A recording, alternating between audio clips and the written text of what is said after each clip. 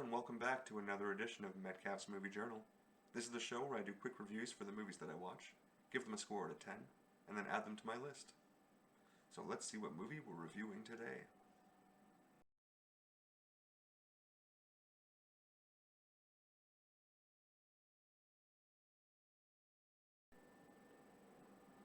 On March 14th, I watched Tales from Earthsea, which came out in 2006. And this is another beautifully animated Studio Ghibli movie. But sadly, that's almost all that can be said for this one. It's easy to take for granted how good their animation is, since everything from them consistently looks this good. But I need to remind myself how much better it is compared to so much of the animation coming out today. I'll always prefer the way the hand-drawn stuff looks, and I know a lot of this is probably still being done on and with computers, but it still clearly has that element of artistic talent on display. It's funny to me how that sort of human skill can still shine through, even with how good the technology has gotten. Aside from the animation, though, the only thing that stuck out to me about this movie was the performance of Willem Dafoe. He plays the villain as per usual, with one of the most classically villainous voices in Hollywood. But what's really special about his performance is that he delivers all of his lines with this crazy intense whisper.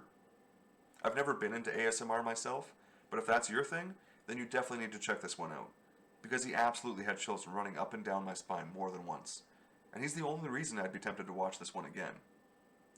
There's one scene in particular that stands out, because his character is clearly up on a bridge, away from everyone, and they're all yelling their lines up at him. But even then, he never raises his voice, and that total control and commitment to the silent seriousness of his character easily makes him the most interesting part of this movie. Still though, on paper, his character was just as flat as the protagonist, whose only interesting quirk was a poorly explained evil alter ego apparently caused by the darkness, which is overcoming the light. I'm usually okay with the Ghibli movies being a bit more mystical and spiritual in their explanations of things, but it still needs to be more grounded in some kind of meaningful way, so we can get invested in the story. I guess the ending of this one was supposed to be a bit more of a surprise than it was, with the female sidekick turning out to be the true hero of it all. But at this point, that almost shouldn't count as a twist anymore.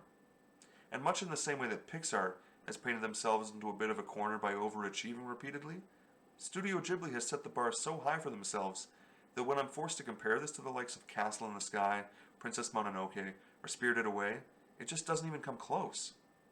And even something like Ponyo, which really wasn't to my tastes, will still score a bit higher than this one, because it at least knew what it wanted to be and accomplished what it set out to do, whereas Tales from Earthsea feels a bit too much like a first draft of a story that could be something good, but just isn't complete yet.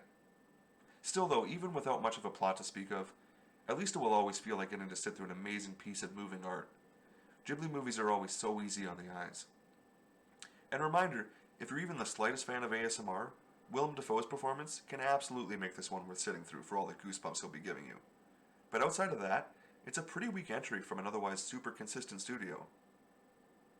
I ended up giving it a 3 out of 10, and it landed at number 1184 on my list, putting it right here, in between Flubber with Robin Williams and Aaron Brockovich. Thanks for watching. Thanks for watching another edition of Metcalf's Movie Journal. Be sure to click like and subscribe for new videos every week. And if you have a movie that you really want me to watch, be sure to drop me a comment.